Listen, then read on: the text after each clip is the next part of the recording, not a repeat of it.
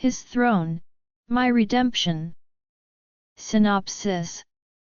Quinn Felon, I'm sorry, but as my mate, I, Jeovanni Lum, reject you. You are no longer Luna of this pack, nor are you my destined partner. My rejection should be accepted. Quinn's inner turmoil was brought to life by his words, and when it became too much, she fell to her knees and wept. If she refused his rejection, she would die, even though she didn't want to. I, Quinn Felon, accept your rejection.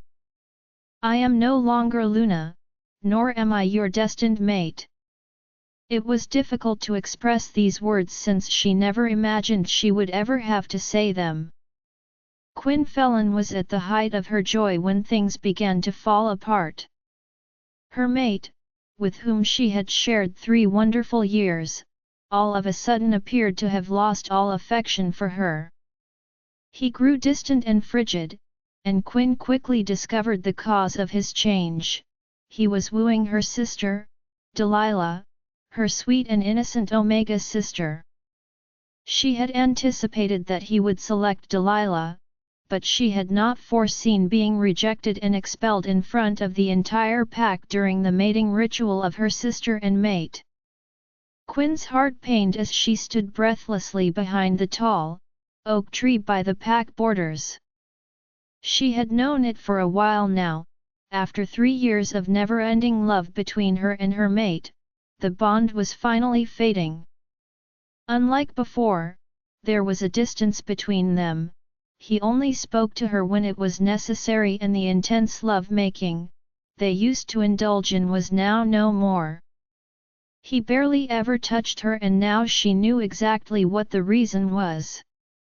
It was because of the sweet and innocent Omega he currently stood before, the redhead that Quinn called a sister. Their affair had been obvious, but Quinn pretended to be blind. She had seen the way they looked at each other, the desperate glances, the shy smiles, she had seen them all, especially from her sister, but she had decided to trust her mate.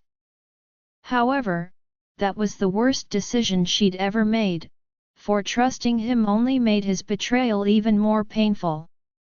Quinn wiped her eyes when tears graced them. She never thought he was capable of doing something like this to her. He was an alpha, but he had always been a gentle one. He used to treasure her. Back when they had found out about them being mates, he had wooed her with sincere words and delicate touches against the shoulder and the waist until he had found his way around her heart. It had been like a Cinderella story. She had found her prince and she was his princess. But now it seems the glass slipper couldn't fit her anymore. Quinn's hand clenched tighter against her chest when more pain weighed down on her. She shouldn't have done this, shouldn't have sprayed herself down with mask and followed him. If she hadn't, then the betrayal she now felt would not have been bestowed upon her.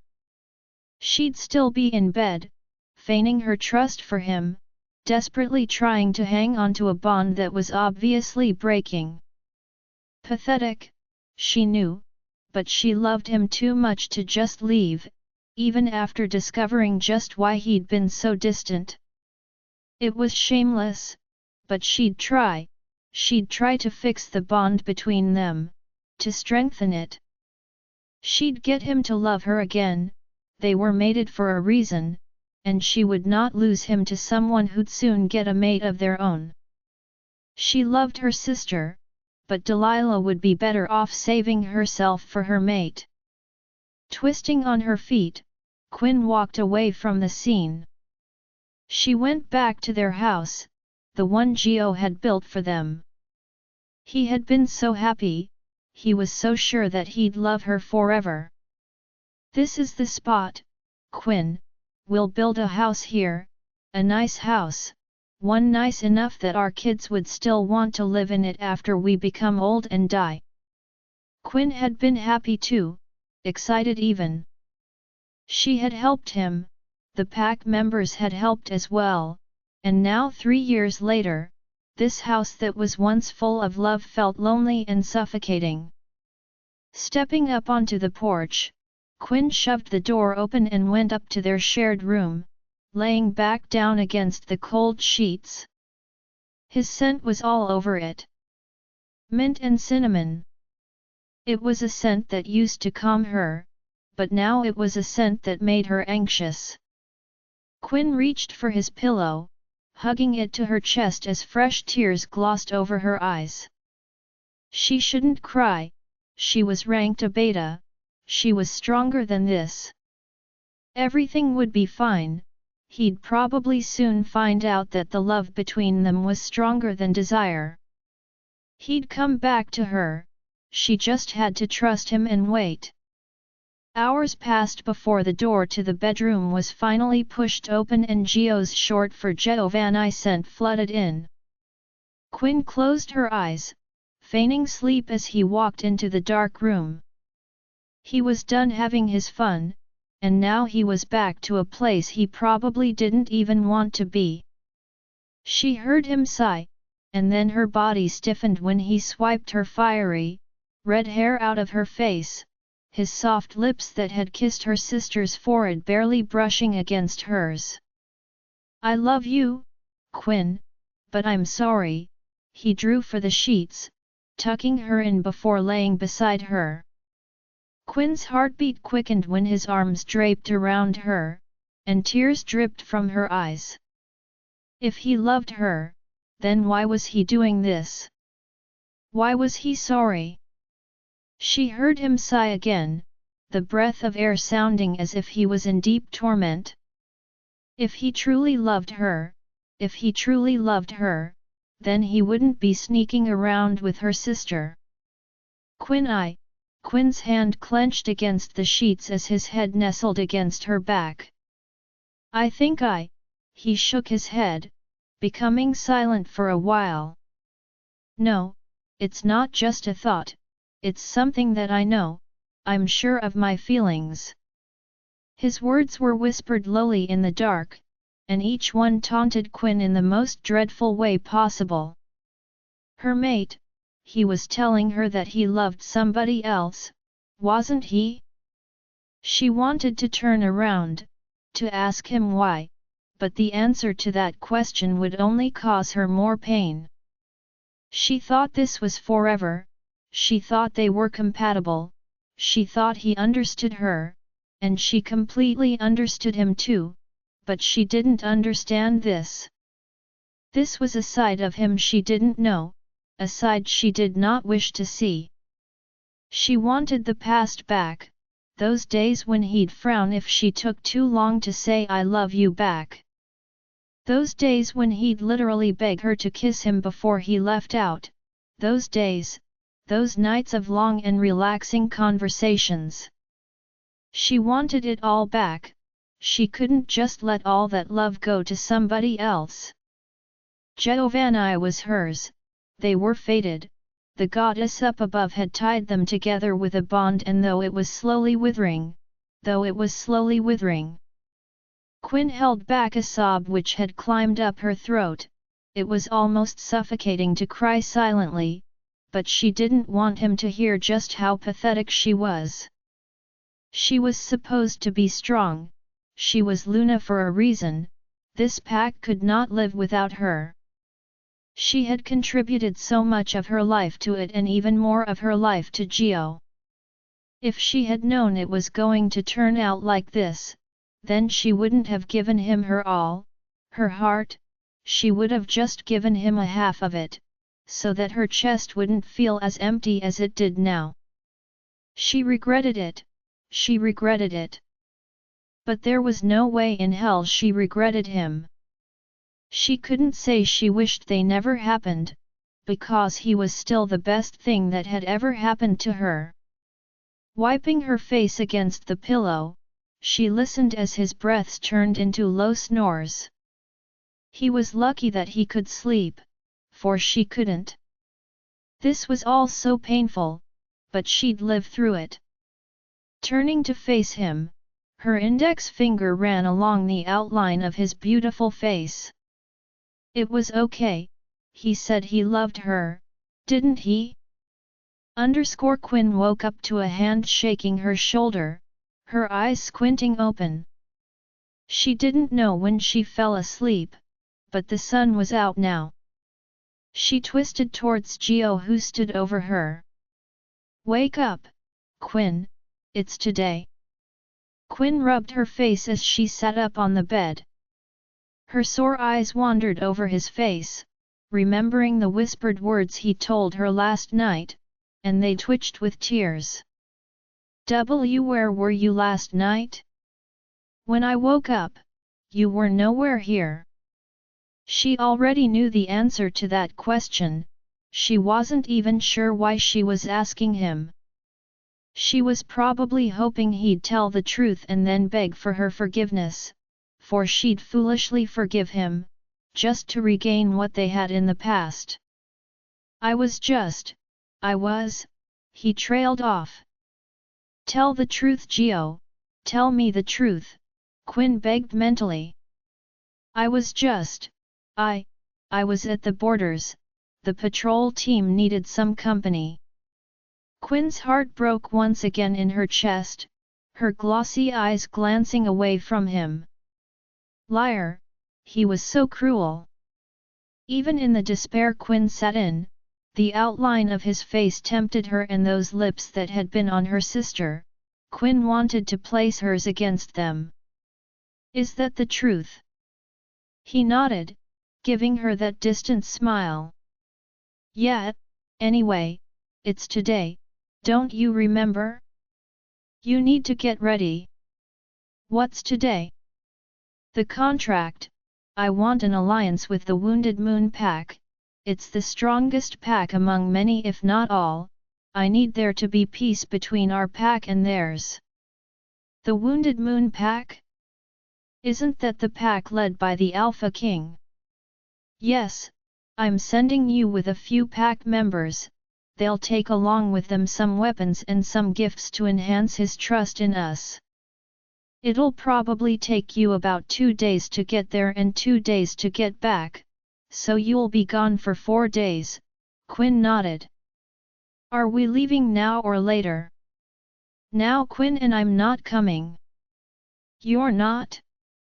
It's important, wouldn't it be better for the Alpha to go? It'd be disrespectful to only send the Luna. The man they were going to meet was strong, he'd fought from the bottom to the top in order to be as infamous as he was now. In order to become Alpha King, this man had to battle and win the prior Alpha King. He was the only Alpha who had the guts to even propose a battle, and Gio did not want to greet him. Why? I have some things to take care of here, I can't make it. His words were cold and final, his expression blank, and those eyes Quinn was trying so desperately to search would not meet hers, she couldn't read him. Okay, I'll get ready and go. Good, and with that, he walked out of the room, leaving her alone with a heart that was utterly broken. Quinn bowed to her mother, Catherine, and her father, Derek, as she adjusted her bag straps on her back. I'll be back, I'll be gone for about 4 days. I heard, Delilah told me you'd be leaving for the Wounded Moon Pack, do you know the way? Derek asked. I don't, but the pack members who do will be leading the way. Good, come back in one piece and then come spend some time with us. I will, bring Jeovanni as well. Quinn chuckled, trying to hide the sadness that appeared in her eyes. I will, Dad, I will. Her eyes glanced over to her little sister and with trembling fingers, she ruffled her red hair. Behave while I am gone, Delilah. Her voice broke as she spoke, she felt betrayed, but she couldn't let it show. Delilah twisted her fingers in front of her, smiling from ear to ear. I'm always on my best behavior, come back soon, bring me meat. I will if I get the time, for Mom too. Catherine glanced over at her daughter, her eyes cold, like they've always been. There's still meat in the fridge from what you brought back last time. Save your time, use it to do something else. Mother Why Derek chuckled, throwing his arm over Quinn's shoulder, leading her away from the rest of the family. Don't mind her, just go sweetie, I'd be delighted to receive some deer meat. Quinn smiled at her father's words. All right, I'll go now, take care of them while I'm gone. He nodded and Quinn headed off, meeting the pack members who'd accompany her by the pack borders. Her mother had become distant ever since she became the Luna of the pack. Perhaps it was because she was disappointed that Quinn didn't get to become the beta she had initially trained to be, but her father cheered her on regardless. He was a good man, the best. He always told her that her mom would come back around, but Quinn didn't think it was possible.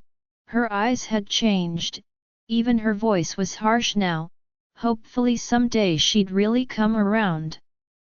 Sighing, Quinn gestured towards the head warrior, Geo's gamma cannon. Ready? Yeah, everything's set, the weapons are packed, Henry will carry them for now, we can switch the weight from person to person on the way. Quinn nodded, glancing at Henry who had already transformed into the beautiful grey fur of his wolf. On his back was a box, tied to him with a rope. All right, let's go, lead the way, cannon. She took a look back at the pack lands before reluctantly crouching and transforming into her silver-colored wolf. She wasn't sure why, but her wolf was whimpering in her chest as though it feared leaving. Likewise, she did too.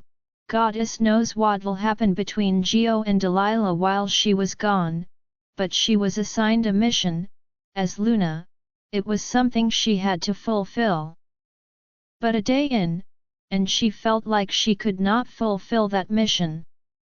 She was anxious to a point where her skin felt itchy, and when night fell down onto the land, her eyes were red with tears and it wasn't clear to her why she was crying. Her wolf was scraping against the mental walls in her mind and Geo's mark on her neck burned incessantly.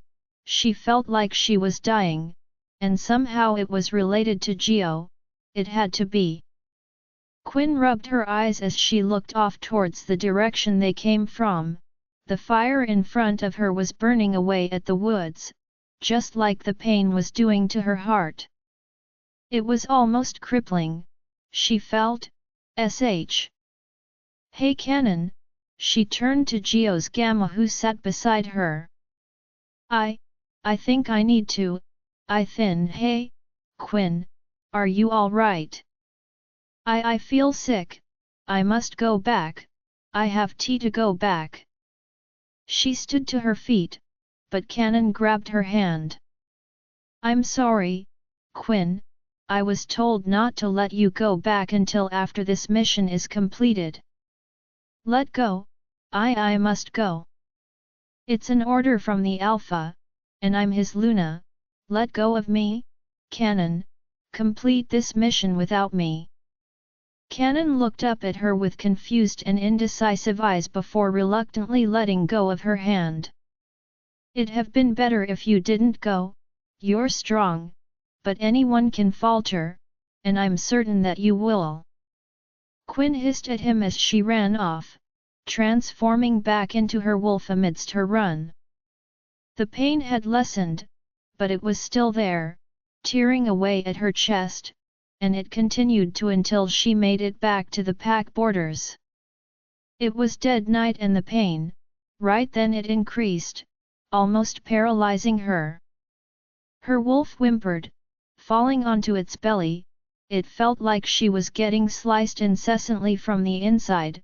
She felt like she was bleeding, but there was no blood. Her wolf howled out in pain, clawing at the dirt beneath it. It was painful, to a point where she changed back into her human form involuntarily. Wah! The bond, it was already withering away, but now it felt like it was tearing, forcibly breaking. What was happening? Weak, Quinn crawled forward, barely managing to stand to her feet. She stumbled into the pack lands, following the loud noise she heard. It brought her to the meeting grounds, and there, every single pack member stood, watching something that was going on the podium. Quinn stepped closer, spotting Geo, Delilah and an elder in the center of it. Wah! Was this a mating ceremony? Tears glided down her cheeks as she stepped even closer, holding tight to her chest when pain scourged her again. How could he? No, how could they do this to her? Her mother. Her sister. Her own mate. Where was father? Was he a part of this too? How could they? Why would they do? A sob climbed through her lips as she pushed through the crowd. With shaking legs, she climbed atop of the podium, ignoring the crowd when the noise became higher. Geo turned away from Delilah, his eyes meeting hers with a great deal of surprise in them. Quinn! What are you doing here? Quinn! What are you doing here? Quinn's knees got weaker at his words. Was that what he had to say? Was that really the first thing he could ask? Quinn wiped the tears that crawled down her cheeks, looking at him with so much hate in her eyes. I thought I'd never regret meeting you, Geo, but now I do. I regret ever setting my eyes on you. I should have sliced my throat instead of letting you leave your mark there. That wouldn't have been as painful as this. Quinn, he stepped towards her. I'm sorry, Quinn, but you're not sorry, Geo. If you were sorry, you'd have rejected me before you did something like this. And Delilah, you're no sister of mine, you could never be. I'd never do this to you, Delilah. Delilah held her head down, her body visibly shaking. I love him, Quinn. I am sorry. I wanted him. He wanted me. I'm sore. Shut up. Shut up. Her hands slammed against her ears. I don't want to hear it. Quinn, Jeovanni stepped closer, only stopping when he stood directly in front of her. I'm sorry you had to witness this. You're right. I should have rejected you first, but I didn't have the courage. I had to wait until you were gone. So this was your plan all along? To send me off on a mission so that you could break our bond by creating a new one between you and her? How could you, Geo? I know, and I'm sorry, but what's between me and her became stronger than what was between you and me. I don't feel it anymore, Quinn. I love you, but not as much as I love her. I'm sorry, but this is something I have to do. Brace yourself because it's going to hurt. Quinn pursed her lips as she looked away from him, trying to hold back the cries and the screams that wanted to come through her mouth. She hated him. For not loving her as much as she loved him, she hated him. For not trying to rekindle the bond between them when it faltered, she hated him. For choosing someone so close to her, she hated him. For making her feel this much pain, she hated him. For everything, the bad and even the good, she hated him. She hated him. She hated him.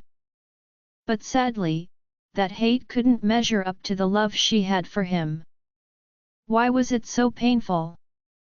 She had known it was going to happen, she had foreseen it, but even so, she was not prepared for it.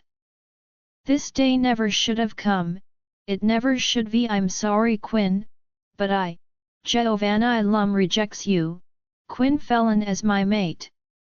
You're no longer Luna of this pack, nor are you my fated mate. Accept my rejection." His words awakened the pain within Quinn, and she fell to her knees, crying out when it became too much to bear.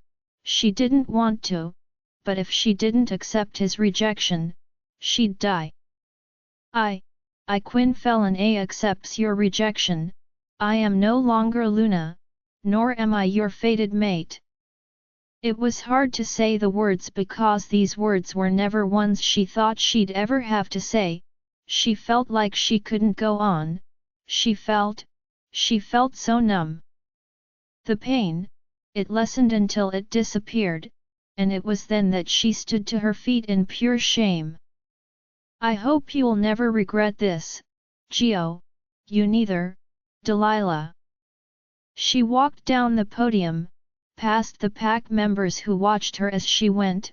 Nobody said a word, nobody didn't even seem to care, but why?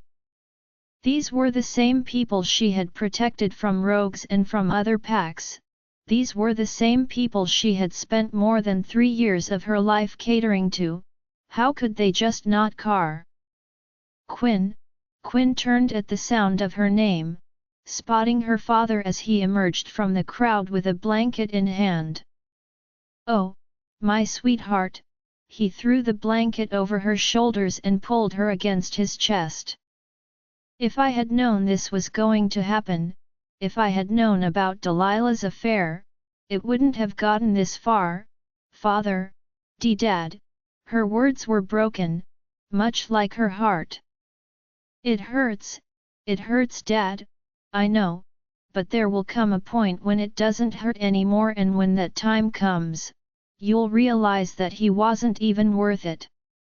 He hugged her tighter, tucking the blanket beneath her chin.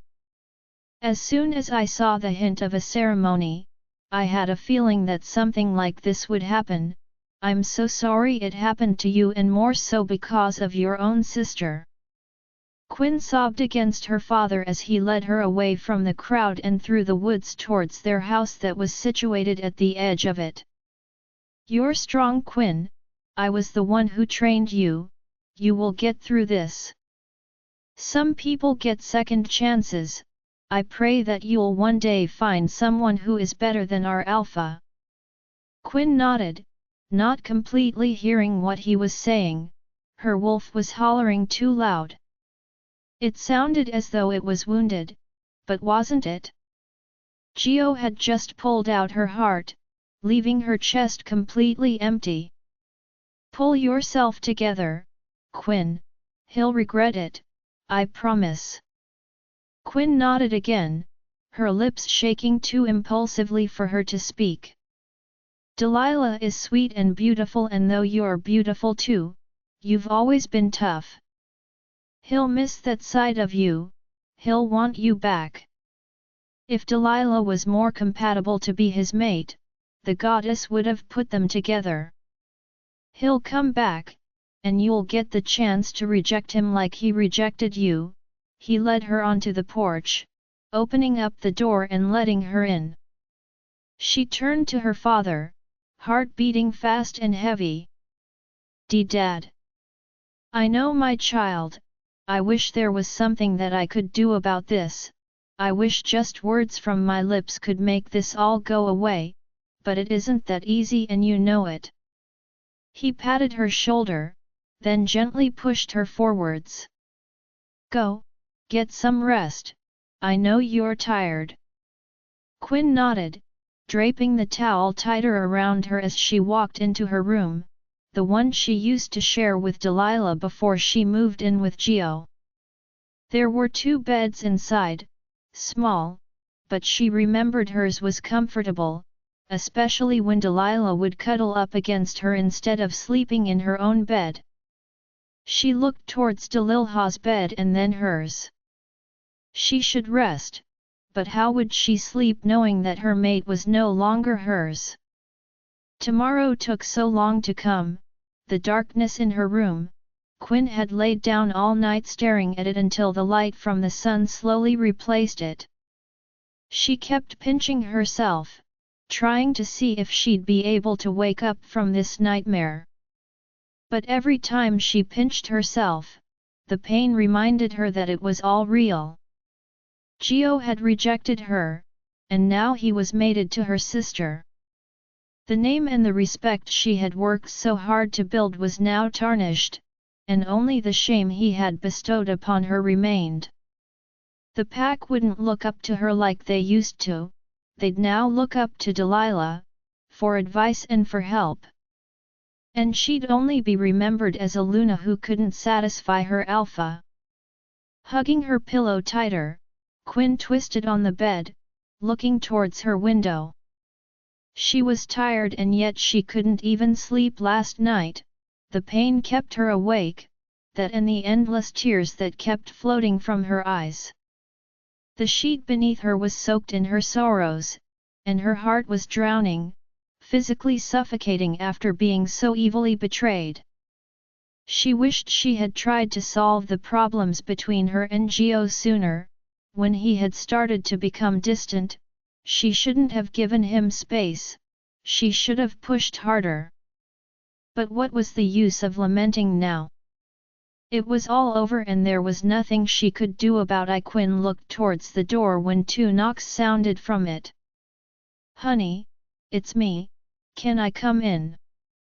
Her father's voice was as calming as ever. That man, he meant the world to her. "Yes, Dad," the knob twisted immediately after her response, and her father stepped inside.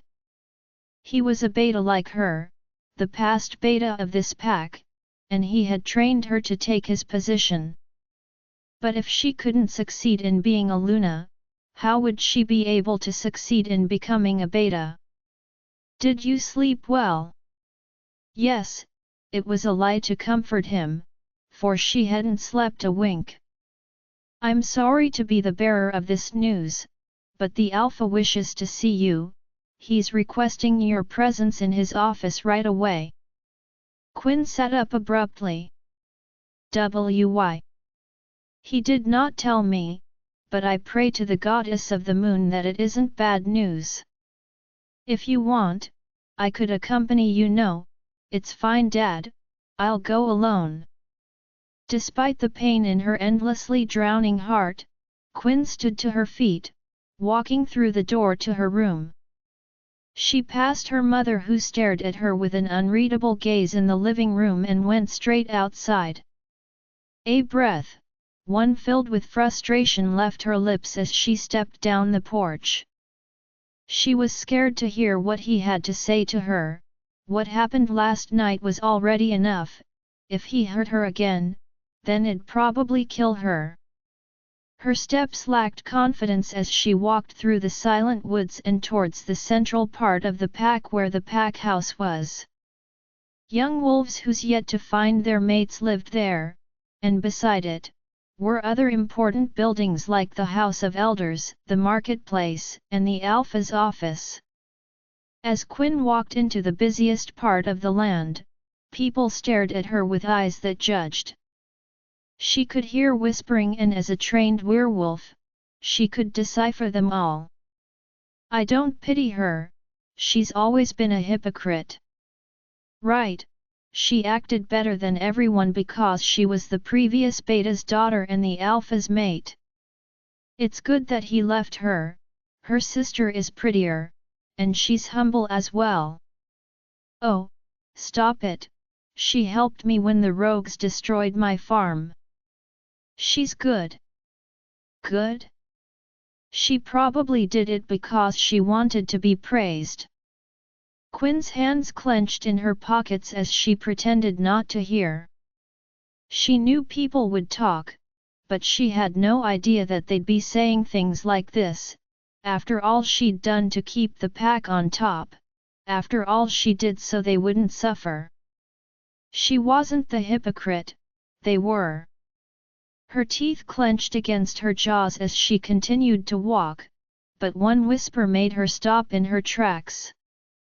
"I heard the Alpha's going to kick her out of the pack," serves her right, she's always been useless.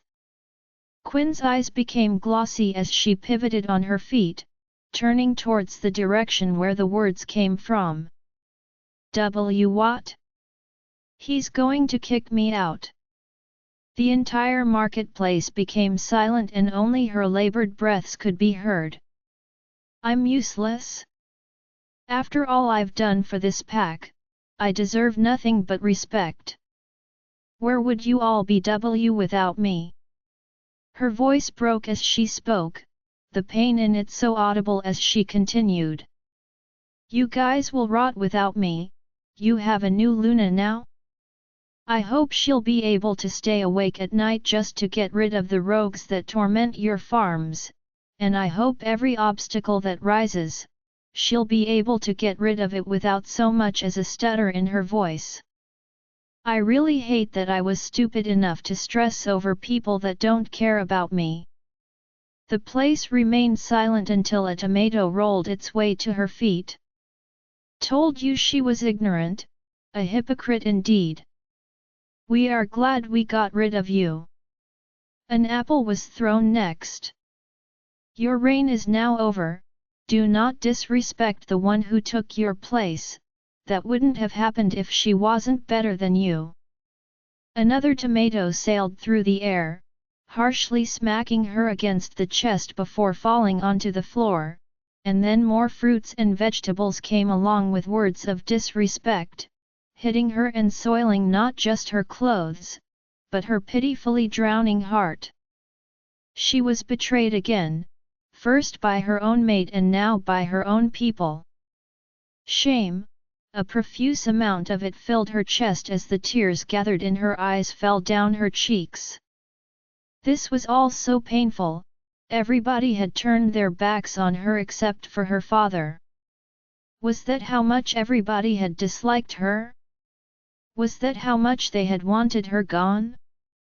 Quinn fell to her knees as the fruits continued to hit her, piling up like waste beside her. They didn't stop throwing, not until a familiar voice boomed through the vulgar cursing. What is going on here? Stop the nonsense and respect your new beta. It was Gio's voice, but what surprised her most was the words he said, their new beta? When had she agreed to be the beta of this pack? From the ground where she kneeled, Quinn looked up at the man who stepped confidently through the crowd, stopping in front of her. Stand up, Quinn, he offered her a hand, but Quinn neglected the act of taking it. Instead, her jaws clenched tighter as she used her own strength to gather herself to her feet. Gio withdrew his arm daintily and looked around at his people. Apologize, and by the end of the day, her home should be filled with as much food as you threw at her. The people who had been shouting ferociously at her bowed their heads in solemn and in fear. We are deeply sorry, they hummed in unison. Quinn didn't utter a word of acceptance to them, because that apology was not as loud and meaningful as their curse words were. Good. The man gestured towards Quinn. Now come, follow me, I have something to discuss with you. Quinn did as told, following him out of the marketplace and onto an empty and quiet road. Her eyes lingered on his back and her mind to a time when her arms could wrap lovingly around it. Are you hurt? His voice was passive, holding no concern or sympathy. No, I'm sorry this happened to you, it was never supposed to happen. Then was last night supposed to happen? Quinn fought hard to not cry at her own words, her heart was surfacing, but she still felt like she couldn't breathe. Was everything that happened last night supposed to happen? Quinn, Gio turned to her, those eyes that used to look at her with love, were now dark and clouded with nonchalance. I know this isn't what you want to hear, but I'll be honest in order to give you the closure you might need. Nothing that happened last night was a mistake or unintended. I really wanted that rejection, it wasn't a sudden act, everything I did last night was what I wanted to do for a while now. Quinn scratched her arm and then her head, not knowing what to do or say. She had been aware of his change of heart, but hearing him say it, made the reality feel like a god-forsaken nightmare. Why didn't you tell me? Instead of going behind my back, Gio, why didn't you just tell me? Because you'd do this, your face would look as pitiful as it does now, and your eyes would fill with tears, and you'd cry and beg me not to leave you. I did my best to avoid that, but in the end, I still had to watch you pitifully cry on that podium like a baby.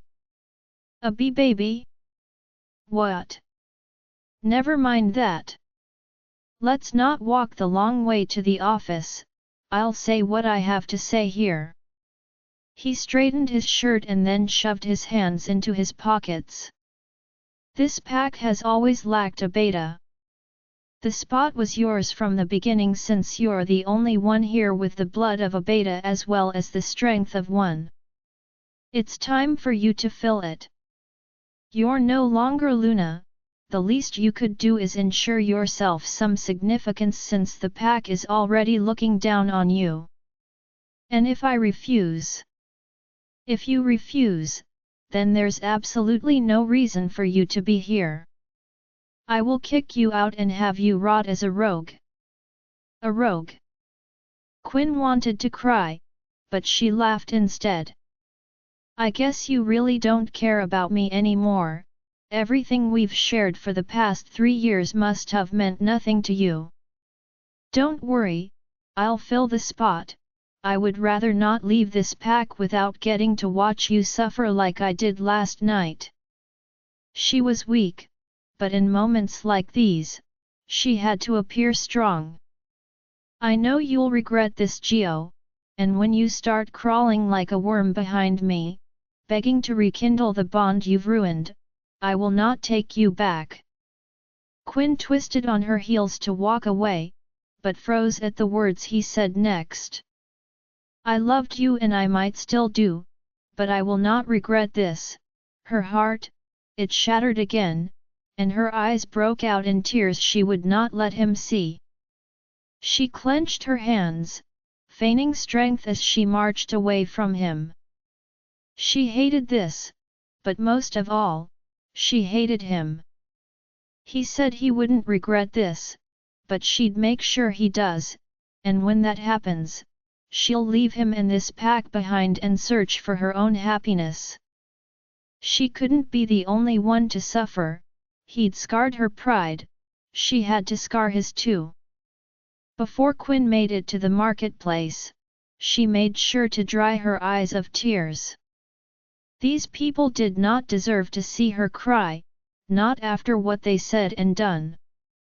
As she walked through the usually noisy and crowded place, she realized it was significantly empty. Only a few people stood at their stands and when they saw her, they all turned their backs. What? They couldn't call her useless anymore because she was their beta? Shaking her head in disbelief, she confidently walked past them all, heading in the direction of her home, not the one she shared with Gio for 3 years, but the one her father had built years back when he was mated to her mother. Quinn shoved the door open and went in, meeting her father, who waited anxiously in the living room. What did he say? Catherine was beside him, looking up with a set of curious eyes. He said that I must be his beta or else I'll be exiled. What? Does he not know that you two were practically raised together? How could he ask you to be his beta the day after he rejects you? It's okay, father. It's not. The previous alpha Gale used to ask me to babysit him, when he goes out with his mate, and I was left with him and you playing in one space. After all of that, he dares to treat my daughter this way? It's not fair, to any of my children. He neither deserves Delilah nor you." He stood to his feet, running his hand through his half-grey hair. "I'm going to speak with Gail. We've been friends since we were kids, there must be a way to control his son." "Father, stop this! Don't go there." He walked past her. "I'll be back, perhaps in the evening." Quinn watched him as he went, sighing when the front door slammed shut. She hoped he doesn't cause any trouble because of her. She twisted back around, now facing her mother who still sat on the couch. She didn't say anything, and neither did Quinn. When the silence became too loud, Quinn laughed awkwardly. "I'll just head into my room, have a good one, Mom." And she did not hesitate to walk away, hiding in the closure of her room. The laugh she faked hurt her lips. Did her mother know about this before it happened?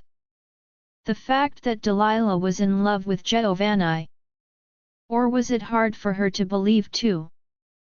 Quinn walked towards her mirror, looking at herself. She looked like a mess. No, she was a mess. Her hair was messy, her eyes were red and puffy, and her neck, the mark that had been on her neck. It was nothing but a burn now, a scar that she wanted to get rid of. Her shaky fingers drifted across the tainted skin. The trace of Geo was now gone, and all that was left was the reminder that it had been there. Quinn laid in her room for hours too long, and when she finally decided to open the door for food, evening had rained down on the land. The sun wasn't bright anymore, the light was dull, much like Quinn's mood. In the kitchen, she found the food her mother had cooked for dinner, rice and stewed meat. She shared herself a plate and then locked herself back in her room. Her father wasn't back as yet, so there was nobody for her to talk to. All she could do was get lost in lugubrious and self-degrading thoughts over and over again. She thought about Geo, she thought about Delilah, and she thought about herself. She was the beta of this pack now. In order to carry out her duty well, she'd have to stay by the alpha's side at almost all times. How would she bear it? How would she stand in the presence of Geo and not feel heartache? Should she have refused his proposal and become a rogue? Should she have? Quinn placed her spoon back in the plate when familiar scents graced her nostrils, that of her father, her sister, and that of Geo. The food in her mouth, she swallowed it, slowly standing to her feet. What was this? Why were all three of them here at the same time? On the bed, she placed her plate and then walked out of the bedroom. She then walked to the front door, meeting her mother there. She'd already opened the door, looking out at the three people a distance away. "I don't want you any closer to my house, stay here while my daughter takes whatever she came here for." It was Derek's voice, ringing angrily through the silence. Geo did not respond, instead he leant against a tree and nodded towards Delilah, who smiled innocently at him. She turned towards the house, breathing deeply before walking towards it. Was she coming for her clothes? Was she officially moving in with Geo tonight? In that house he'd said to have built for her? Quinn ignored the pain that appeared in her heart, turning and walking back into the room. It didn't matter, they weren't together anymore, she wasn't his mate anymore. She sat back down on the bed, picking up her plate of food again and eating. She continued to mindlessly do so until Delilah finally walked into the room, closing the door behind her. Quinn didn't look at her, she kept her eyes on her food. I'm just going to take a few of my things." The words were whispered lowly, breathy, and hoarse, as if she was close to tears. "Don't mind me, you can pretend as though I'm not here just as you did when you were seducing my husband, Quinn. I told you I'm sorry."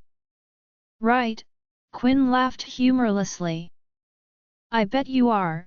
I'm sorry too, for ever being born with a sister like you and a mate like him." "Don't say that, Quinn, I please, we are still sisters, we're going to always be sisters." Her words were angering Quinn. She wanted to play the good sister now after what she'd done. "No, we stopped being sisters the night you decided on making my mate yours." "But Quinn, her voice was breaking, she was crying. Quinn didn't have to look at her to know that. But why was she the one crying when Quinn was hurting the most? "I never wanted to do it, I didn't want to hurt you, or maybe, she paused for a while, clearing her throat and sniffling her nose. "Or maybe I did. You don't understand how I feel. I had a crush on him first, and yet you were the one mated to him. I was always looked down on by you and by everyone for being like mother, for being the omega, and you were always praised for being a beta.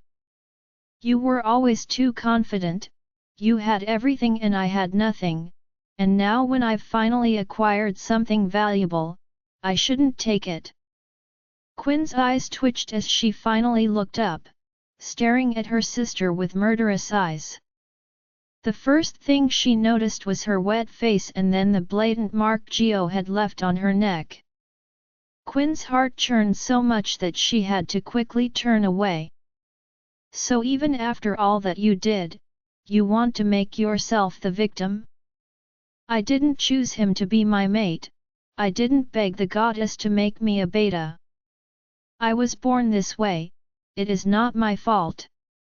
Being envious of something out of my control is cruel, Delilah, especially after how good I've treated you. I've never acted as though you're less than me, not even once. I protected you, I loved you, Delilah, and you stabbed me in the back. I'm sorry, but I'm glad I ruined your confidence, I'm glad I've brought you down a notch. You were shining so bright that no one could see me, now though, I'm the one shining bright, and you're the one left in the dark." Quinn's jaws clenched as she stood to her feet, stashing the plate aside on the bed. "And are you happy now?" "Yes, I am happy." "You might be, but this happiness won't last forever, not when you stole it from me." "No, it will last forever, just knowing that I could at least make you miserable will forever make me happy." What? Quinn twisted to face her, her hands clenching and unclenching in anger. "What did you just say to me?" "You heard me, the fact that I made you miserable will forever make me happy." Before she could finish, Quinn slapped her across the face with a hand that burnt with strength and pressure. Delilah fell back, holding on to her now red cheek with surprised eyes. What? Quinn, you slapped me." "I did, I was testing out what you said." "It seems you're right, because seeing you miserable in pain just now made my heart fill with joy." "Quinn, you." Delilah looked back at the door when it was pushed open, revealing Catherine. "What just happened here?" "Mom! She hit me, Mom!" Delilah fell against her mother's shoulder, crying wretchedly. "She said I'm not her sister anymore." "Oh my God! Quinn, how could you? Regardless of everything, she is your sister, how could you slap her? You have no right." She, Quinn looked towards her father when he rushed in with Gio behind him. She told me, she said my misery made her happy, she said that gives you no right to slap her. Gio marched towards Delilah, accessing her face before looking up at Quinn. You slapped her. I knew jealousy would lead you to doing something like this, that's why I came along. His voice was angry and deep like it'd never been before, and his steps held so much authority as he approached her. He grabbed at the collar of her blouse, squeezing it tight in his hand. Don't you ever touch my maid again. If you do, I will not hesitate to cast you out of the pack you've called home all your life. He let go of her, but not before harshly pushing her back. Let's go, Delilah, you won't be needing anything here anymore. He took her in his arms and walked to the door before stopping. Tomorrow morning at 8 o'clock, Quinn. I want you in my office, and with that, he left. Quinn's mother glared at her before following them, buttering up Delilah on the way, and now Quinn was left with just her father.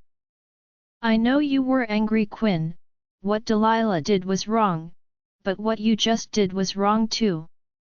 And then he left her as well, slamming her bedroom door behind him. Quinn woke up early, willing herself to follow the alpha's order. She sluggishly went to the bathroom, brushing her teeth, showering and messing around with her hair, which she hadn't really touched for 2 days. She got dressed in her room and ate 2 toasted breads before leaving for Gio's office. Her father didn't speak to her, he was clearly still in a bad mood because of what took place yesterday, so Quinn left him alone. He'd speak to her eventually, she just had to give him time. The sun outside was bright, peeking past the leaves and wetting the earth with grace. The birds were active and energetic, singing beautiful songs that weren't enough to calm Quinn's heart. On the wild flowers along the bushy path were colorful butterflies, free and flourishing unlike her. For she was defeated and shackled in a place that made her heart break. She still couldn't believe the words Delilah told her last night. How could her misery ever make someone happy? Especially someone who was supposed to be a close family member?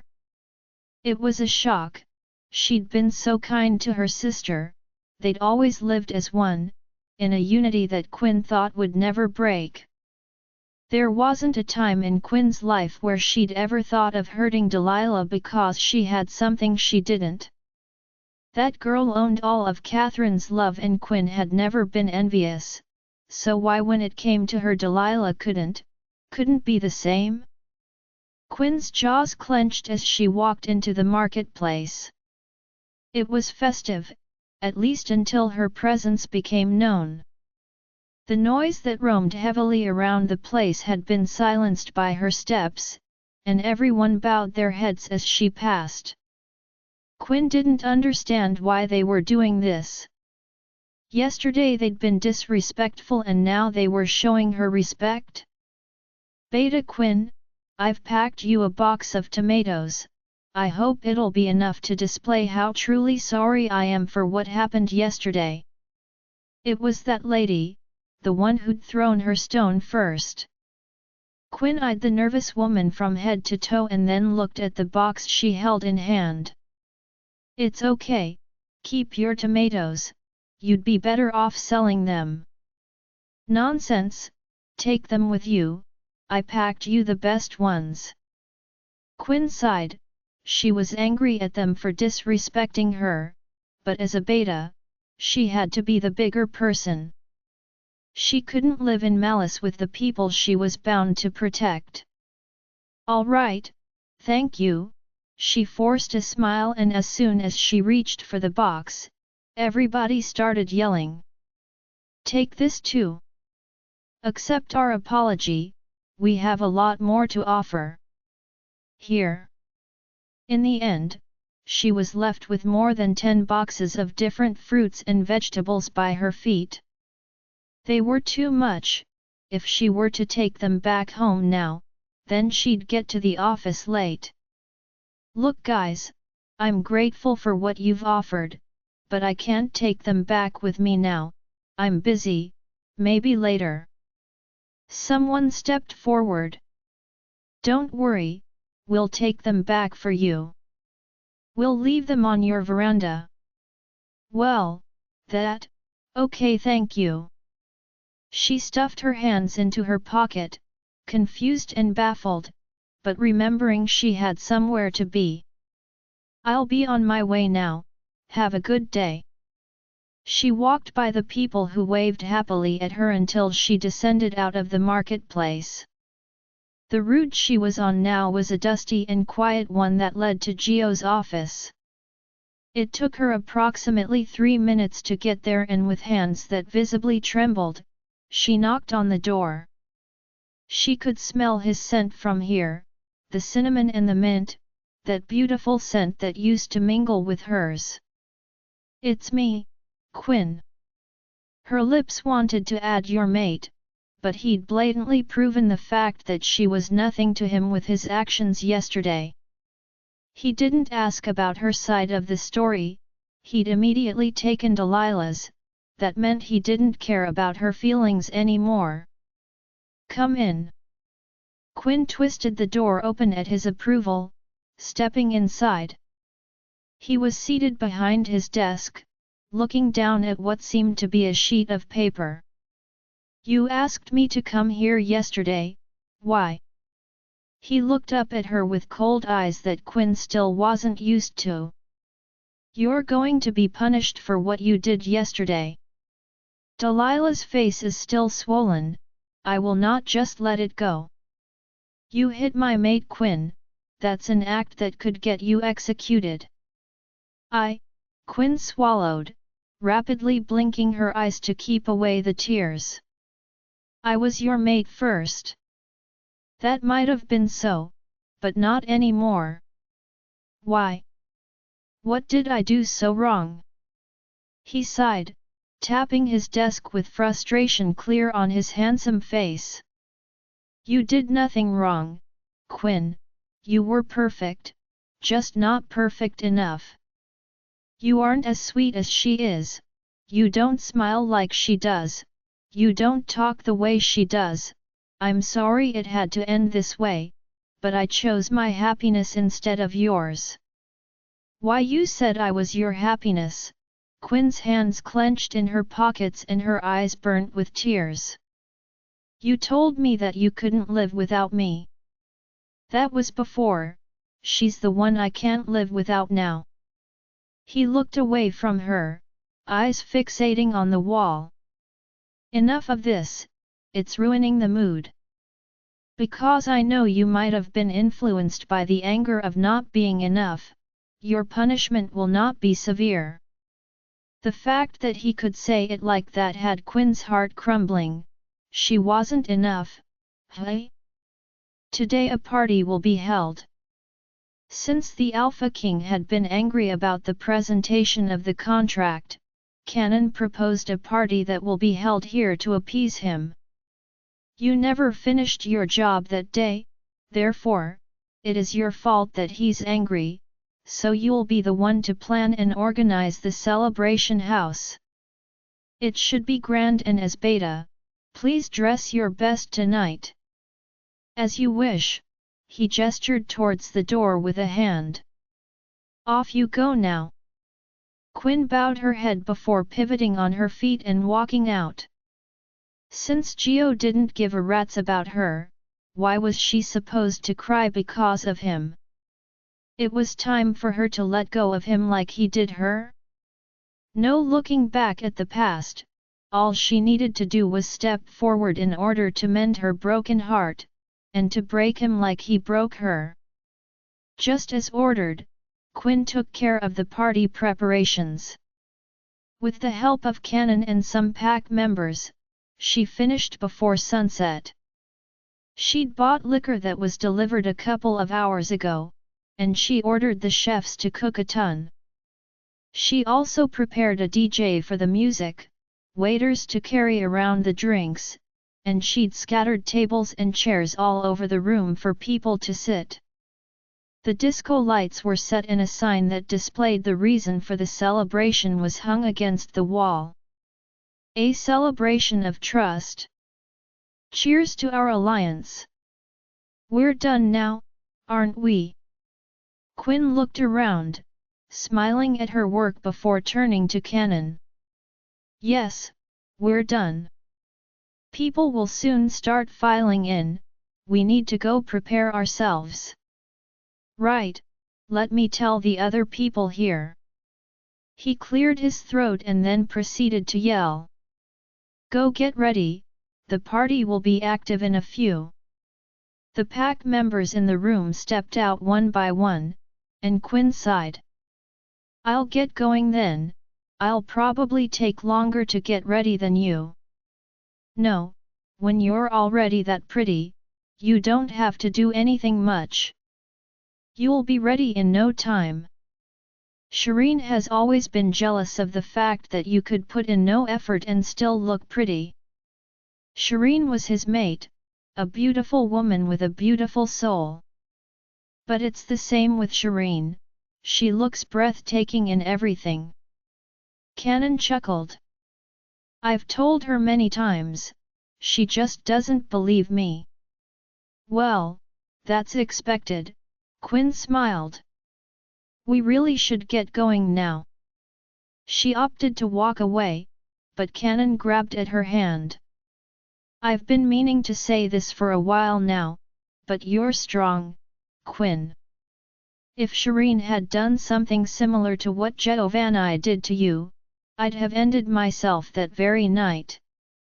This is torturous, I can't ever imagine rejecting Shireen or her rejecting me. That night when I tried to stop you, I thought I was saving you from what I knew would happen, but how exactly would stopping you save you from the pain? Quinn looked back at him, shrugging her shoulders. There's nothing I can do but accept it. It isn't my fault, if I tell myself that, then I won't feel too bad about the fact that I was bitterly abandoned. He dropped her hand and sighed. Jeovanni is my friend, but I sincerely hope you win, Quinn. You were a good Luna and you will be the best beta. He smiled at her, patting her back twice before walking away. Quinn watched him go until the door to the celebration house closed behind him. He didn't have to worry about her, because she'd do exactly that, win. Quinn mirrored his steps, walking out of the big and spacious room and heading for her house.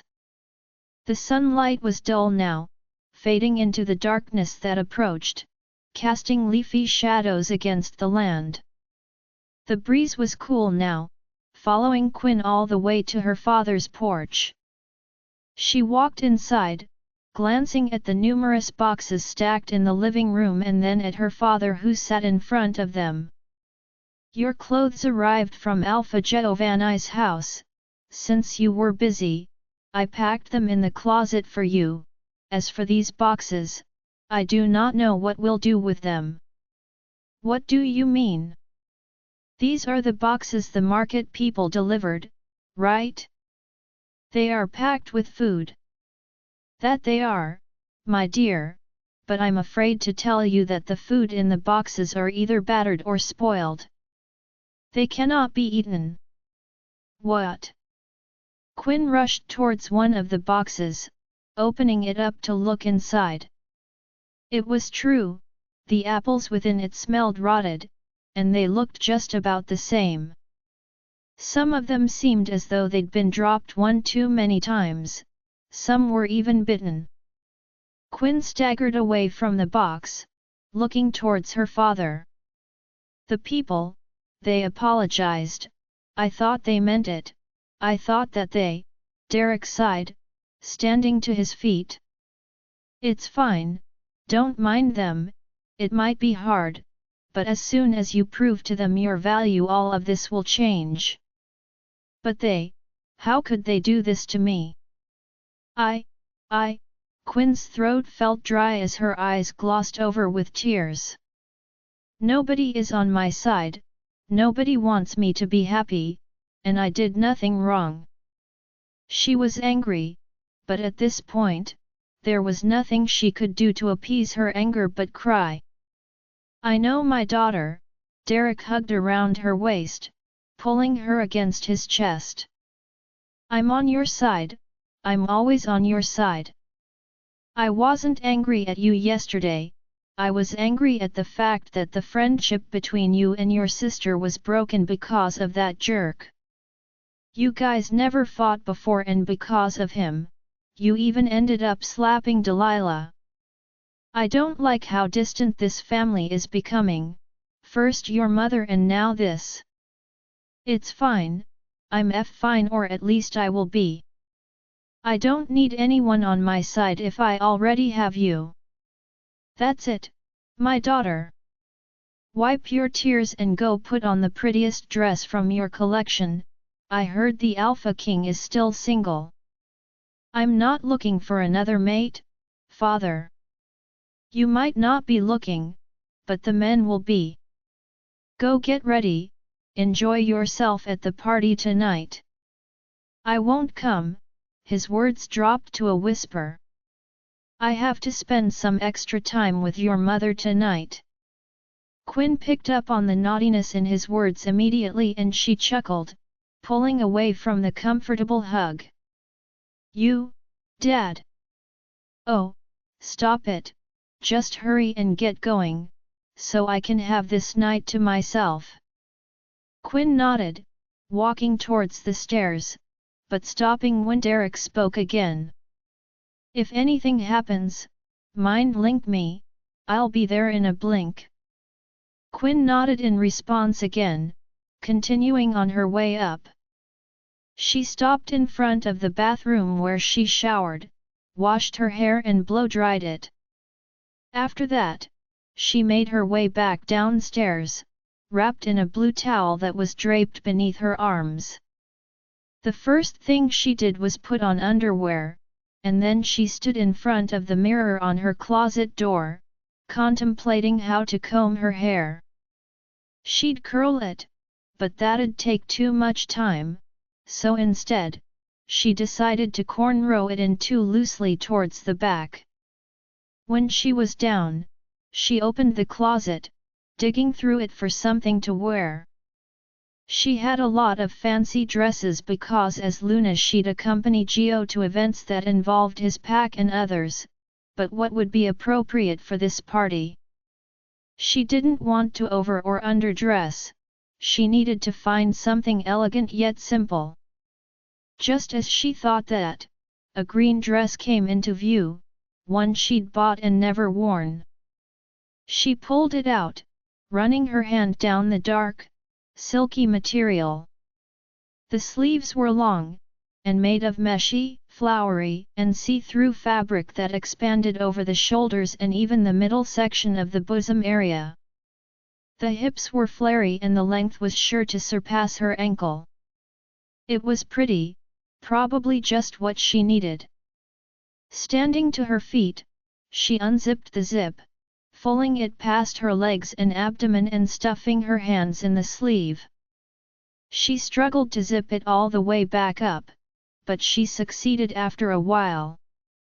She closed the closet, looking at herself in the mirror. It fitted perfectly, the dress stuck to her waist, but flared from her hips to her feet. The green seemed to complement her red hair, the ponytails that hung past her collarbones. She looked towards her shoe rack for a shoe and picked the gold one she'd worn on the night of her 18th birthday party. She pulled it out, sitting on the edge of the bed where she put it on. Her gold purse was all she needed now, that and a necklace around her neck, then she was ready. Quinn walked her way into the celebration house, the party had already started. She had heard the music booming from outside, but now that she was inside, the beat was pounding heavier against her ears. The disco lights were bright, and the room was full of people, all dressed elegantly for the occasion. The waiters were dressed in white and black, and so were the two bartenders that stood behind the counter at the bar.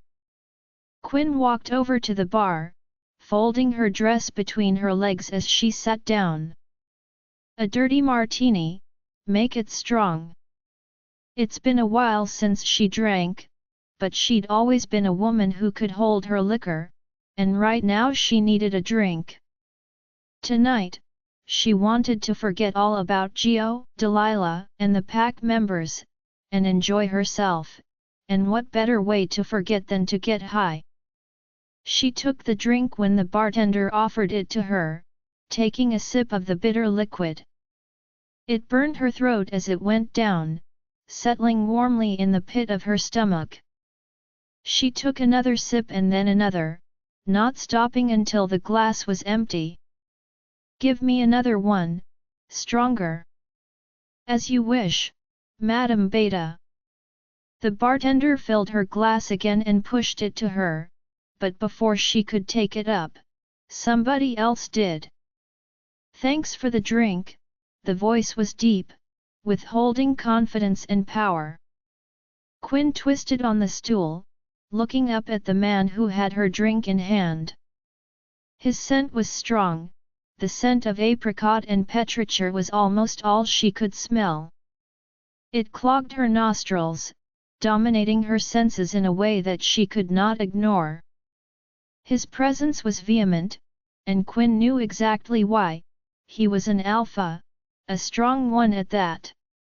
His figure stood tall, probably even taller than Gio's, and it was impossible, but in Quinn's eyes, he even seemed more handsome too. His eyes were fierce, piercing so deep into her soul that it gave her chills. What was this? Who was he? Her lips quivered as her eyes dropped to her drink. "That's mine. And would you mind if I take it?" He took a seat on the stool beside hers, taking a sip from the glass even before she approved it. "You're Quinn, aren't you? The redhead that stole the night even before it started." "I am Quinn, at least that part is true." "I've heard of you, the confident and alluring Quinn Felon. The rumors never lied, you are as beautiful as they say." He smirked, taking another sip of the drink. "You made an impression since the very moment you walked in, and you didn't even notice." His words were clear enough for her to hear, and yet Quinn was still lost. She couldn't understand it. How was it that this man was wearing a suit of black, and yet he stood out more than the people in colored? "I'm glad you've heard of me, but who are you?" "If my guess is right, then you're Zaid Novak, the Alpha King of the Wounded Moon Pack." "Whoa! Did I leave an impression too?" "Perhaps." Quinn tapped the table, seeking the bartender's attention. "Give me another drink." The bartender obliged, shoving another glass her way. She took it in hand, turning towards the Alpha King. He was the strongest alpha across the globe. He deserved nothing but respect from her. "I didn't greet you properly, Alpha Zaid. I'm the beta of the Silver Moon Pack, Quinn Felon. Cheers to the newly found bond between our pack and yours." The man chuckled, clinking his glass with hers. "Cheers to that and a lot more." He tilted his head, staring at her neck with an unreadable gaze. "That burn mark on your neck, how did it get there?" "I'm sure you've already heard, news spreads pretty fast around here." "I wouldn't have asked if I already knew, Little Red." Well, it's before Quinn could answer, the chatter that erupted around the room stopped her. She twisted around to get a view of what everyone was whispering about, and her eyes immediately found Gio and Delilah walking inside hand in hand. They were wearing matching purple clothes that would make them stand out in any crowd, and they were smiling as though they were the happiest mated couple in the world. A heavy weight dropped atop of Quinn's heart and the liquor in her hand. She poured it all down her throat, not even reacting to the bitter taste. Everyone was in awe. Delilah's beauty was really immaculate and Gio's manly and devastatingly beautiful features added to it. They looked like they were born for each other, like they were made to become one. Quinn looked away, swallowing the bile in her throat as she shoved her glass to the bartender. "Another one, fill it to the brim." The bartender got to work immediately, giving her what she asked for, and Quinn poured it down her throat as soon as she got it. The liquor burnt, but it wasn't near as painful as the pain in her heart. "Hey, slow down, no more alcohol, you'll get drunk." "I'm fine," Quinn gestured towards the bartender, but the Alpha King grabbed her glass before she could make her request. "Stop drinking, how about we do something even more fun? This song, it's my favorite, dance with me." He offered her a hand, which Quinn looked down at with indecisive eyes. "A dance?" People were swaying to the beat, but nobody was actually dancing. Well, I won't take no for an answer, take my hand, let's go." Quinn's eyes drifted from his hand and to his face, staring at the features that remained superior in this room. His hair was jet black and styled in a slick back undercut just like Gio's and yet his looked better. His hazel eyes were upturned, drowning her in the dark sea that reigned beyond them, and his full lips looked soft, pink, and gentle. The stubble neatly lined around them made him somehow look more attractive, that and his sharp jawlines. This man was handsome, the most handsome man she'd ever met. How could she turn down a dance with him?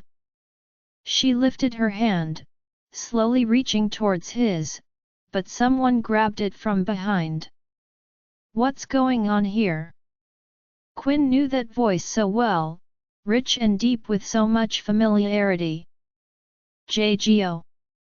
She lifted her hand, slowly reaching towards his, but someone grabbed it from behind. "What's going on here?" Quinn knew that voice so well, rich and deep with so much familiarity. "Gio." Quinn looked back at him, watching as he smiled at the Alpha King while still hanging onto her hand. "Oh, Alpha Zaid. We are the star of this party and we have yet to even greet each other. I couldn't care less about this party or greeting you. This woman here has all of my attention." Gio's eyes twitched, the obviously fake smile on his lips threatening to falter. "Is that so? Well, she's my ma babe, I was wondering where you went." Delilah showed up behind him and he quickly let go of her hand as though it were infected by a contagious and threatening disease. "We were greeting the guests, why did you suddenly leave? This is the Alpha King, Delilah. If anybody should be greeted, it is him." Delilah bowed her head instantly and Gio gestured towards her. "She's Delilah, my mate." "Right, nice to meet you both."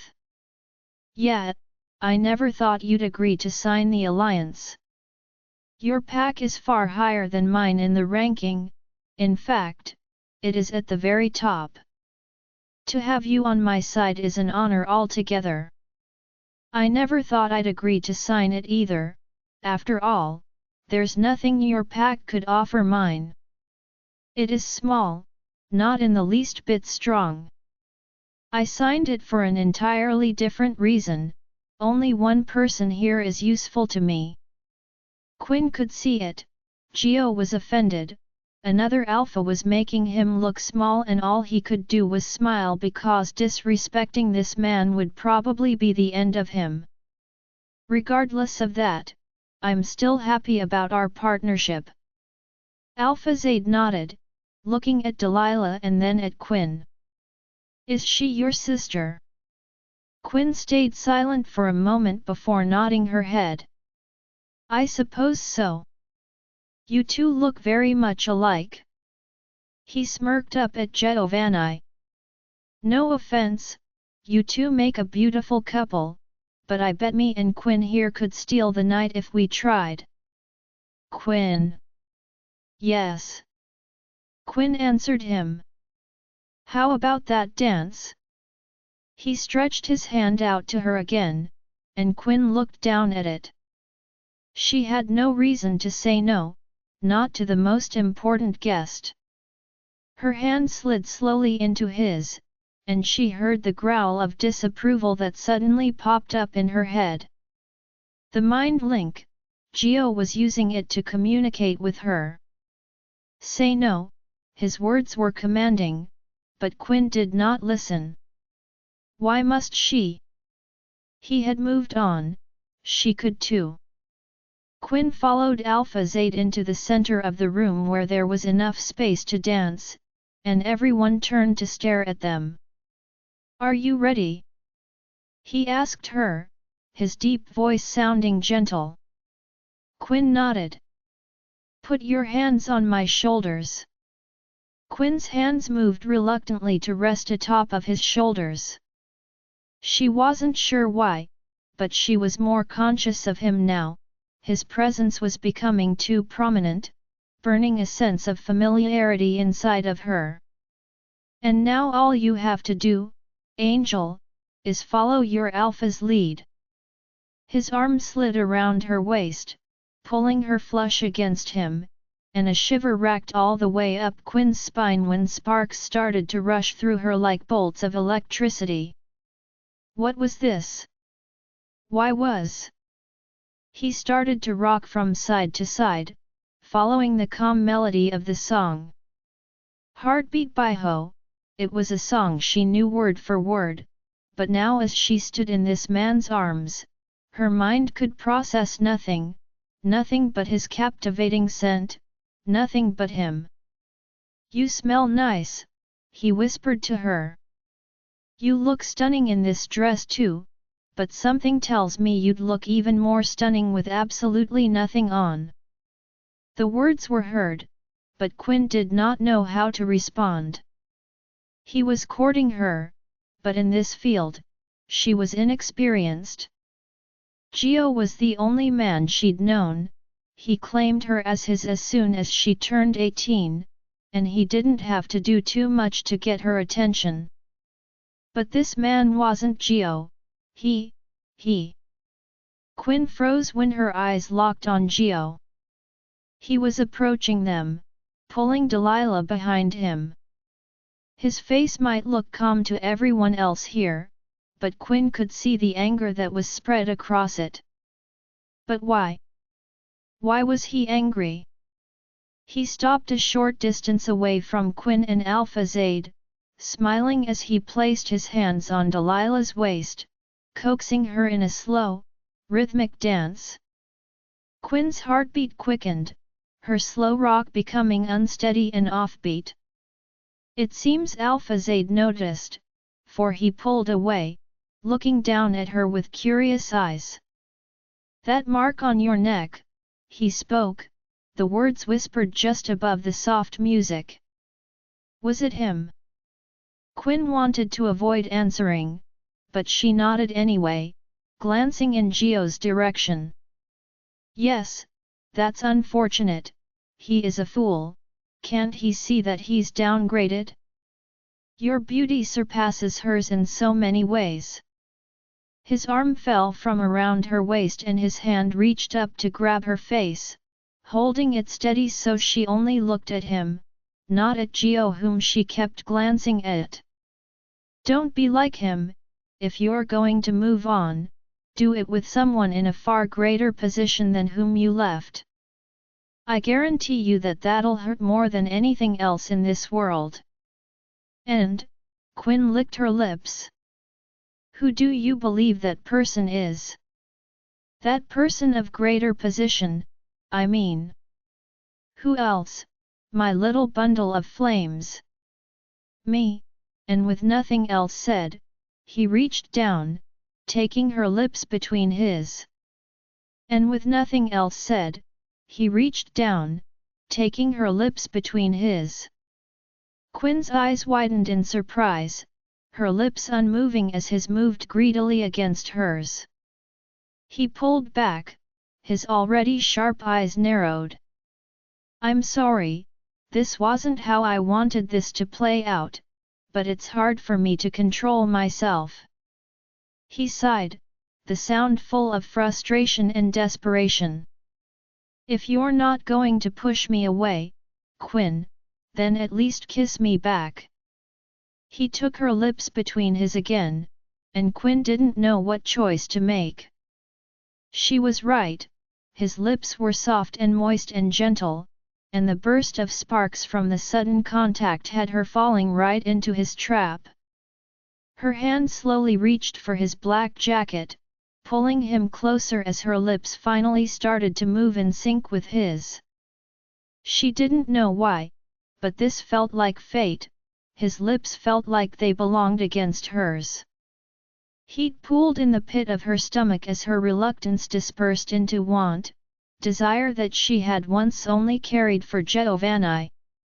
But now this man had found his way around her brokenness, and he didn't even do anything. His tongue ran along her bottom lip and Quinn instantly gave him access to the inside of her mouth. His tongue was like a flame, licking and tantalizing her beyond reasoning, and that fire ran all the way to her core. He searched her mouth, every nook, every cranny for something it seemed he couldn't even find, and he didn't pull away, neither did she, it was someone else who pulled them apart. Frightened, Quinn looked back at Jeovanni who sported a murderous gaze. I'm sorry, I need to speak to my beta for a moment. He tried to pull her away, but Alphazade grabbed at her hand, holding it tight. I didn't hear her approve of this, she is with me right now, wait until she's ready to go with you. Geo breathed out a breath of anger, turning towards Quinn. Choose now, stay with him or come with me. I want to choose wisely, Quinn, for not doing your job as beta right, I have the right to kick you out of this pack. His words were a threat, Quinn knew it. Sighing, she looked up at Alphazade. I'm sorry, but I'm going to have to go with him. His grip remained around her hand for a while longer before he reluctantly let go. Okay. Every other word he said since night was calm and full of confidence except for this one, it was whispered lowly, cold and dead. As Jeovanni pulled her through the crowd, Quinn kept her gaze on him. Why did it feel like her heart was aching because of the distance that was now between them? Why did Quinn want to stay by his side? Even if it was until this night ended. When the door to the celebration house closed and Quinn could not see him anymore, her heart felt as though it was ripped out of her chest. What was happening? He wasn't her mate, so why did she feel this way? Are you stupid? Dancing with him was disrespectful enough, but kissing him in front of everyone, especially in front of me, Quinn, how could you? Quinn looked up at Geo when he shoved her harshly against the wall. His words were irritating her. What did her kissing another man have to do with him? How could I? You're asking me that after you rejected me for my sister?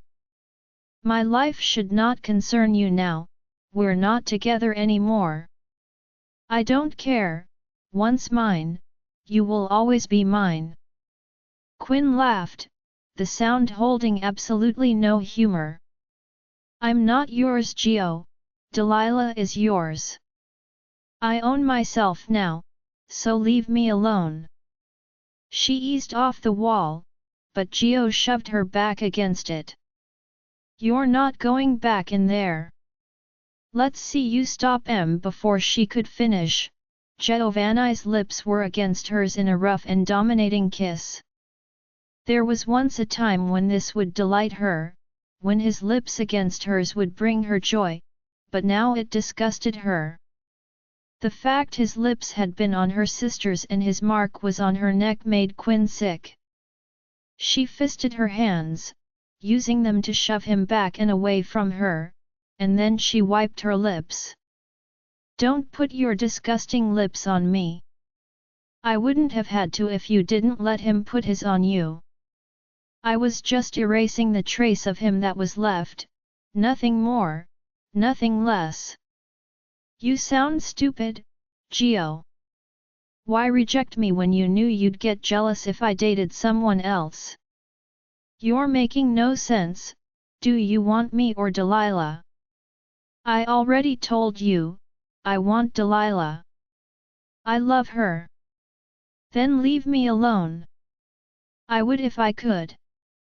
He ran his hand through his hair and then pointed in the opposite direction of the celebration house.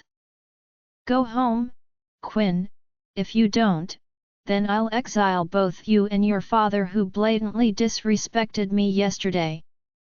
You wouldn't. Quinn dared. I would, so go. Quinn looked at the entrance to the party and then at Geo. She didn't want to go, the Alpha King, she wanted to see him again, to at least say goodbye, but she couldn't bestow misfortune upon her father, not because of a man she barely knew. Okay, I'll go. She adjusted her dress, then walked away from Giovanni. One of her hands reached towards her lips, running along the tender flesh. She was reminiscing, but not on Geo's kiss. The wind weaved its way around Quinn's dress as she walked back home, cold and incessantly eating away at the little warmth in her body. She felt guilty. Father said he wanted this night to him and his mate, and she was now going home to ruin it. Should she not go home yet? The air was cold, but it was refreshing. Quinn twisted on her heels, walking towards the east borders instead of her father's house. There was this tree she used to call her own there, one of the tallest trees on this land. It was old, the limbs were dry and collapsing, but every spring, it grew leaves. She didn't know how it continued to survive through the winters, but it always did, and Quinn would congratulate it every year. Every time she felt down and weak, she'd go there just to look at that tree, because if it could survive, then she could too. Quinn wrapped her arms around herself as she continued into the forest. Her steps were quick and loud, and yet the crickets that sang didn't seem to be afraid of them. The limbs and leaves swayed along with the wind, making howling noises that Quinn was familiar with. The night was dark, and though the moon was bright, the heavy trees blocked its light, but Quinn could see, clearly. She could see the healthy and low grass beneath her feet, the twigs she was stepping on, the wild bushes and the wild flowers that adorn them, and she could see her tree, right in the center of her path. She stopped in front of it, looking up at its branches. It seems not everything could remain strong forever, not even this tree. Quinn chuckled to herself, running her finger along the bark where her name was carved. Was this tree somehow associated with her? It had been strong when she was, but now that she was completely broken it was too. Why? Why were most of its branches on the ground, broken, scattered and abandoned? Why did it look so pitiful in her eyes now? Quinn wiped her cheek when a tear dripped against it. She'd always aspired to be like this tree, strong, but now they both have miserably fallen. Why was her life so hard? Jeovanni rejected her for her sister without a second thought, and the sister she thought had always been on her side wasn't. Why was everything turning upside down? Jeovanni was making things so hard for her. How could he kiss her after kissing her sister? And how could he threaten to exile her father after everything he'd done for the pack in the past? Why were people so ungrateful? Why? Quinn's right hand fisted and she used the anger within her to punch the tree, but in the end, she was the one who felt the pain. With a sob, she fell against the tough textured bark, crying. Should she just leave? Geo didn't want her, and yet he didn't want to see her move on. Why was he so cruel? He'd never been like this. Why did he change? What made him change? Could it be? Quinn perked up when an unfamiliar scent drifted densely across her nostrils, the scent of a rogue, not just one, there were about 4. She wiped her eyes, easing off the tree and looking ahead. She didn't smell any patrollers. Were they all at that party? Hissing, she took off her heels and ran forward, changing into her silver-colored wolf mid-run. The beautiful green dress she'd worn was now scattered in pieces on the floor, but right now, that wasn't her concern. Rogues were on this land and there was nobody to counter them. Her legs sprinted towards the direction their scent came from, and she found them patronizing a young girl. She was laid helplessly against the ground. She wasn't from this pack, but she wasn't a rogue. She was probably a member of the Alpha King's pack. Quinn wasted no time. She rushed in front of the girl, growling at the 3 feral animals tormenting her. They didn't back down like they should, instead they ran at her. Quinn had to dodge their attacks. If she were to fight back, then she'd hurt the girl laying in her human form behind her. She needed to create some distance. Killing them was easy, but she couldn't do it at the price of hurting another. With a breath, she positioned herself in a fighting stance, growling as she stepped forward, forcing them to back away. They growled warily at her, not knowing what her next move would be. When there was enough space for Quinn to move, she wasted no time. She took them all down one by one, leaving them curled up on the ground in their human forms. She then turned to the crying girl, quickly changing back into her vulnerable side, bare to the wind and to her innocent eyes. "Are you all right?" "Why yes, thank you." "But there, another one, big, the leader." Quinn sniffed the air again. She knew she'd smelled 4, the other one was a distant away. If her guess was right, then he was close to the farmer's hut. It didn't matter if he damaged the plants, but the people that lived there, she couldn't let him hurt them. "All right, hurry back, I'll take care of him." The girl nodded, standing to her feet and running off. As soon as she disappeared into the woods, Quinn changed forms again and ran in the direction of the other rogue, getting there in no time. She followed his scent through the Dasheen farm, quickening her pace when she heard screams and growls. In seconds, her green eyes found him and there were a bunch of farmers around him, holding lamps and sticks, trying to defend themselves. You see, they weren't warriors, the farmers were old, and if they weren't, then they were omegas who had no other purpose but to provide for themselves and the pack. They couldn't fight, especially not this wolf. It was big, bigger than her, with fur as black as night, fur that was stained with red.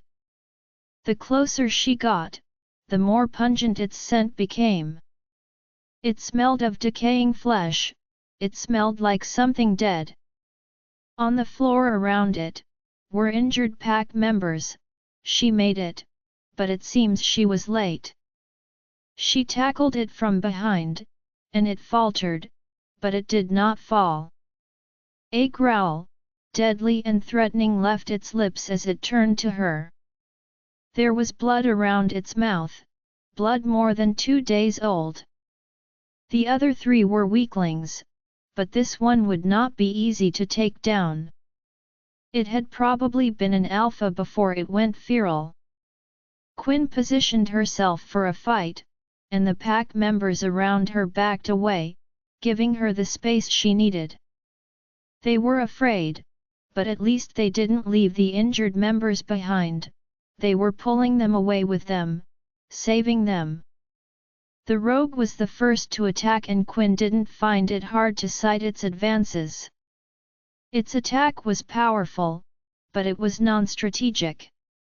He was big and slow, but one hit from it could bring her to her knees. She had to tread carefully.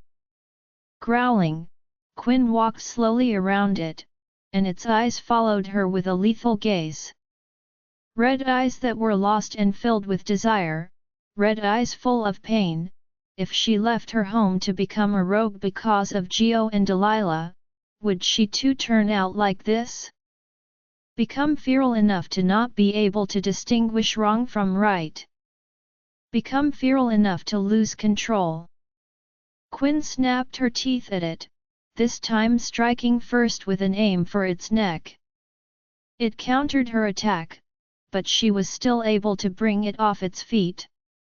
It landed on its back and Quinn jumped atop of it, exerting dominance with a growl. Her lips slid back, showcasing the teeth she'd sink into its neck before howling in victory. It was struggling beneath her, trying to break free from her grasp, but Quinn did not let it.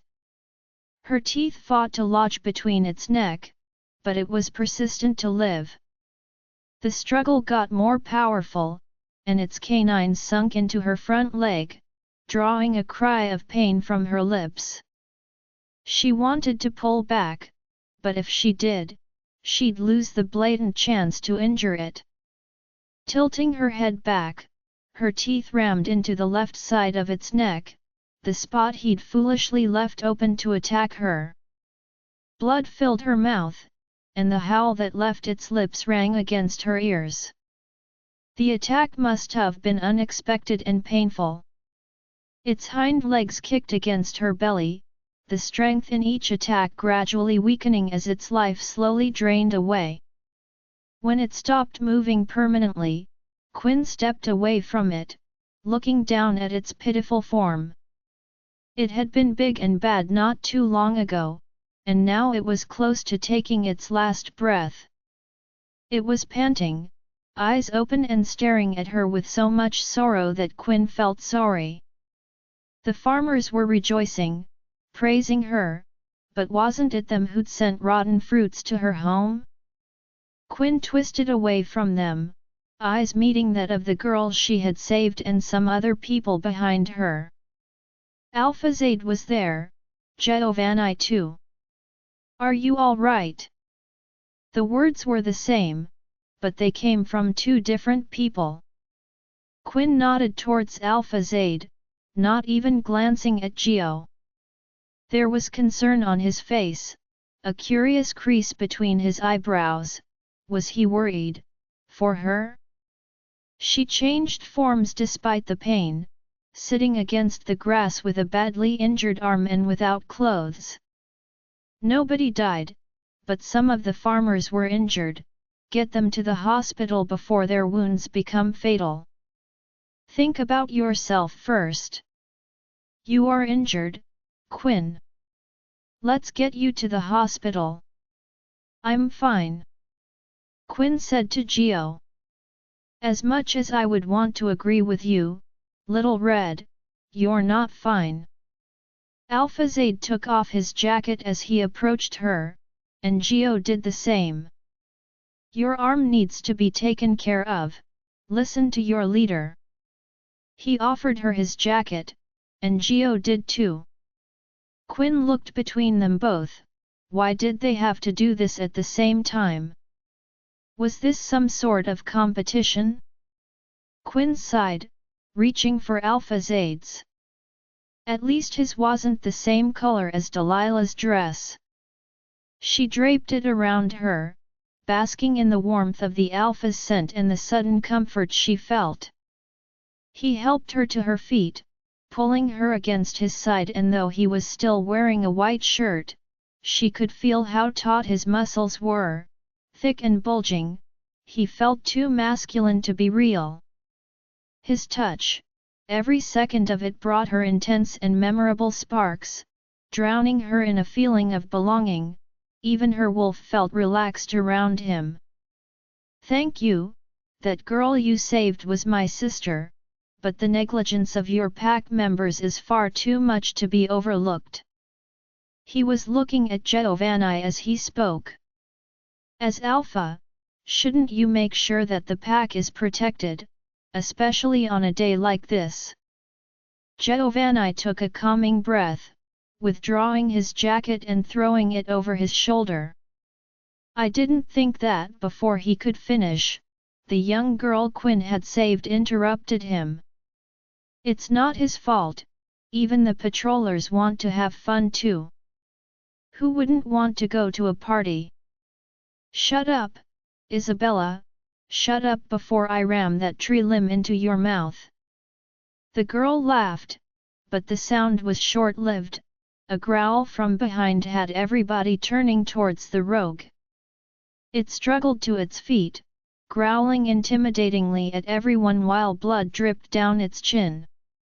Geo stepped forward, but Quinn held him back. Leave it, it's badly injured, it cannot fight. It might be feral, but even a mindless wolf knows when to back down. Why are you always leaving the rogues alive? If you don't kill them, they'll return. No, they've never returned. Every rogue I've taken down has never come back. The rogue staggered back as if knowing it was outnumbered, and then it ran off into the direction of the pack borders. The other three must have already left. You can't sympathize with rogues, Quinn. I wasn't going to, not this time. I was going to kill it since it had the nerve to hurt my people. Quinn released him, looking at him with an expressionless gaze. But then I realized that at the rate at which things are currently going, I might become a rogue too. A look of guilt flashed briefly across his face before disappearing. That won't happen. He grabbed at her good hand, pulling her from against Alpha's aid.